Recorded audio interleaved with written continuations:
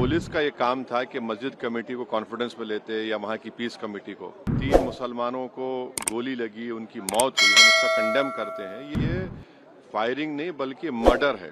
जब से बाबरी मस्जिद राम मंदिर का जजमेंट आया, जिस बात को मैं पर्टिकुलरली कह रहा हूँ कि उस जजमेंट के बाद ये सब चीजें खुलेंगी और एक के बाद एक खुल रही हैं, ये सरासर गलत है। जुल्म हो रहा है वहां पर, तो संभल में वहां पर कोर्ट की तरफ से बगैर मस्जिद के जिम्मेदारों को कमेटी को सुने उन्होंने एक एक्स पार्टी ऑर्डर पास कर दिया, वो गलत है।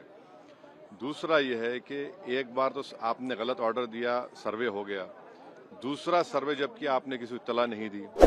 तीसरी बात यह है कि पुलिस का ये काम था कि मस्जिद कमेटी को कॉन्फिडेंस में लेते या वहाँ की पीस कमेटी को।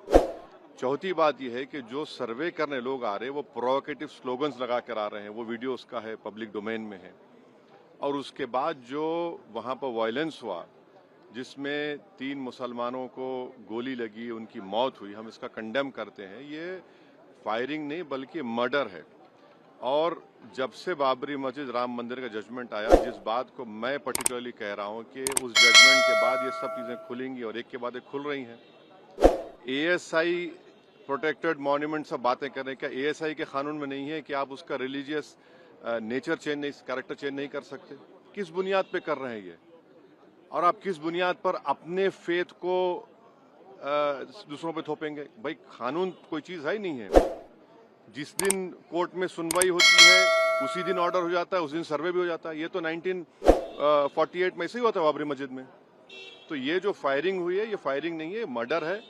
और जो भी ऑफिसर्स इन्वॉल्व है उनको सस्पेंड करना चाहिए और एक सिटिंग हाई कोर्ट जज से उसकी इंक्वायरी होनी चाहिए। ये सरासर गलत है। जुल्म हो रहा है वहां पर, तो संभल में सांसद के एफआईआर दर्ज कर दिया गया। आप जिस पे चाहे कर लीजिए भाई, जिस पे भी चाहे कर लीजिए।